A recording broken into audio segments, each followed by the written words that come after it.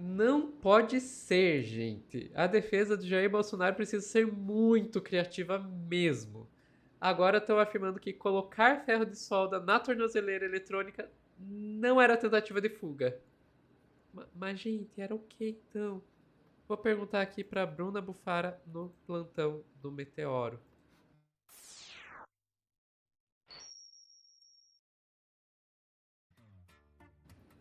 Bruna, eu vou te dizer uma coisa, assim, eu não dava certo pra ser advogada, sabe? Eu entendo que eles estão só fazendo o trabalho deles, mas é que é muita cara de pau, gente, é muita cara de pau.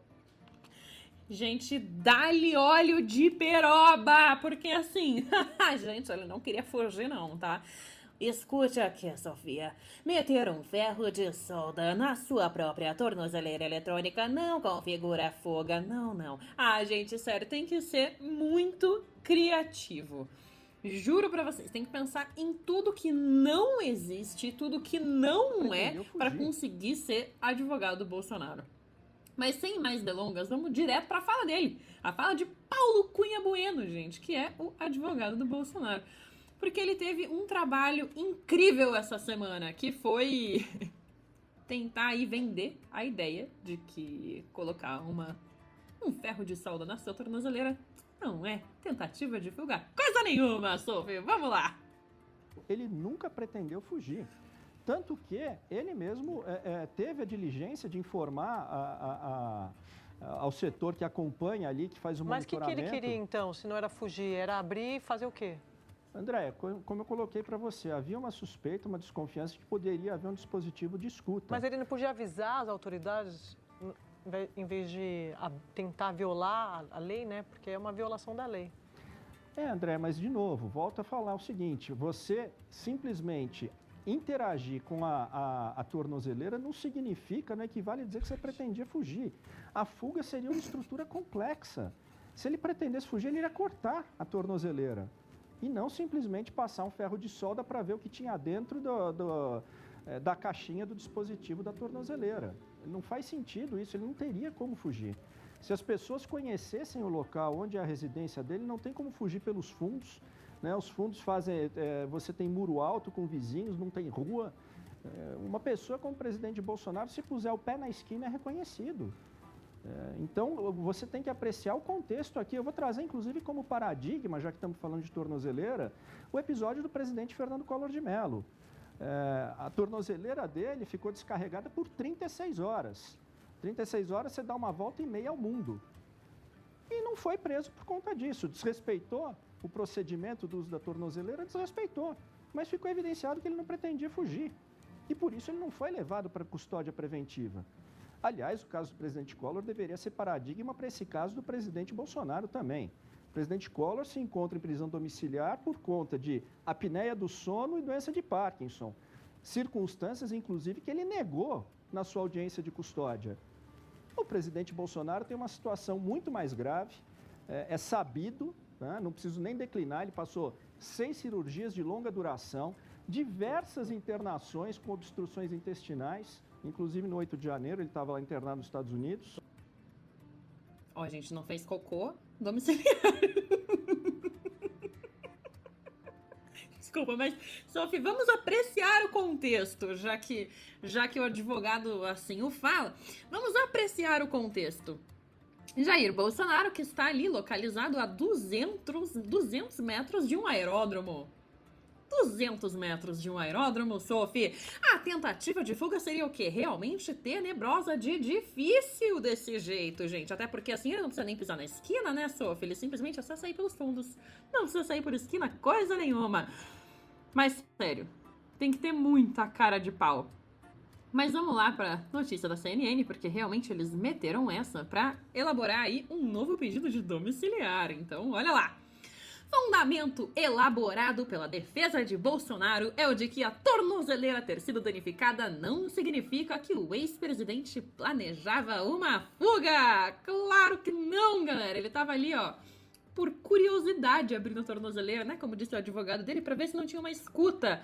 Pois é, faltou perguntar se tinha vozes dentro, né? Mas tudo bem, vamos lá. A defesa do ex-presidente desenvolve nova tese para fundamentar pedido de prisão a ser apresentado provavelmente na próxima semana. O fundamento que vem sendo desenvolvido pela defesa é o de que não há nenhuma garantia de que o fato de Bolsonaro ter danificado a tornozeleira eletrônica signifique automaticamente que ele planejava uma fuga. A defesa compara o caso ao do ex-presidente Fernando Collor, que a gente tem que trazer aqui também, né?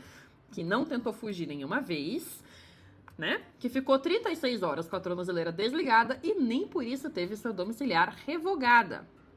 A ideia da defesa é mostrar que se tratou de um surto provocado pela inclusão de novos remédios no receituário do Bolsonaro.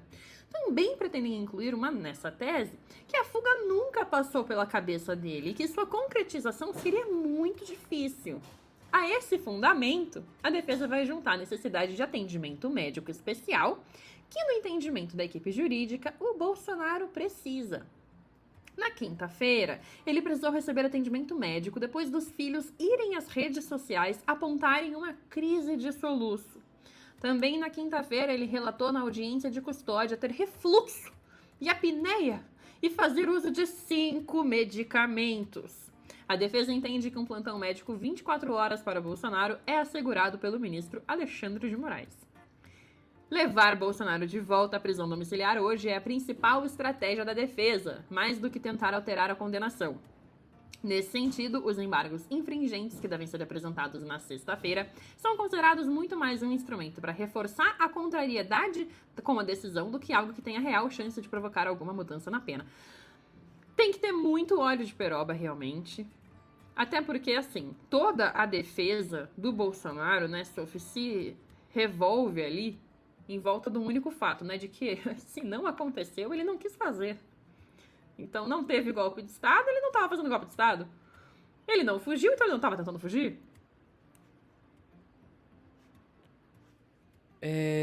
Basicamente, a defesa dele é: eu sou incompetente. Eu sou incompetente e eu sou fraco. Eu sou fraco e incompetente. É essa a defesa do Bolsonaro. Mas a gente também teve uma coisa muito... um pulo do gato muito bom do Otávio Guedes, do Guedinho. Foi o seguinte: essa inclusão desse novo remédio, né? E aí? E esse novo remédio? Pois é, o Otávio Guedes pegou aí o advogado do Bolsonaro e perguntou se o Bolsonaro precisa de cuidados especiais, por que ele estava sozinho então quando ele foi preso? E se ele tá sob efeito de remédios, como que ele operou sozinho o ferro de solda? Vamos dar play aí no Guedinho. Sedação intensa, ele não se queimou. Ele conseguiu fazer ali com muito controle motor, é o que mostra a marca.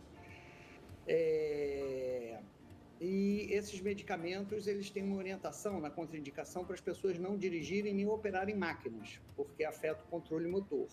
Se isso também não chama atenção, alguém, se não está sóbrio, como é que consegue passar uma solda na tornozeleira sem se queimar? Esse é o primeiro ponto.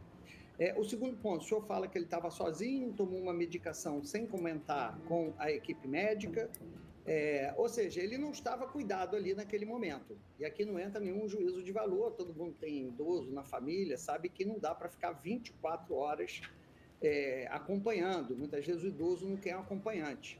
Mas o fato é que naquela noite ele não estava sob cuidados, supervisão, etc, etc.